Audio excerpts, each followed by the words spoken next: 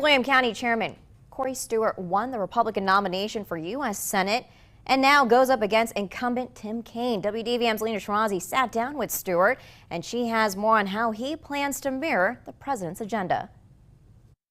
I was Trump before Trump was Trump. Those are the famous words said by Chairman Corey Stewart, a Minnesota native who catapulted to the U.S. Senate nomination and have colored his campaign before the general election. Now, Stewart sat down with us and gets a little political and a little personal. People have often drawn parallels between you and President Trump. Do you see that being true? Are there ways in which that isn't true?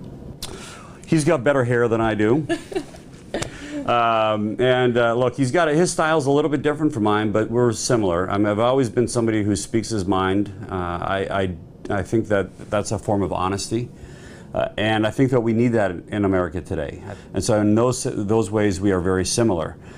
He's also very conservative on, the big issues, cracking down on illegal immigration, reducing taxes. I share all those things. Immigration has been a cornerstone of your campaign. I guess, what top policies would you push to the forefront? Well, what people need to understand about me is that my wife is an immigrant. I'm very much pro-immigration, but it must be lawful.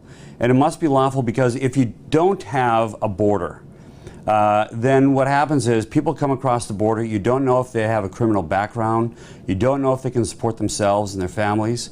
What we need in America is to enforce our immigration laws, and then I believe in a high wall, but a very, very large door. Stewart says he will also focus on permanent tax cuts, bringing back jobs, and rebuilding the military. How is your messaging going to change now that we're going into the election? You're going to see such a much friendlier and polite Corey Stewart. I'm just kidding. I really do try to be nice, but I am brutally honest. And I'm not going to change who I am. I'm not going to change my persona. Reporting in Woodbridge, Lena Shirazi, Nova News.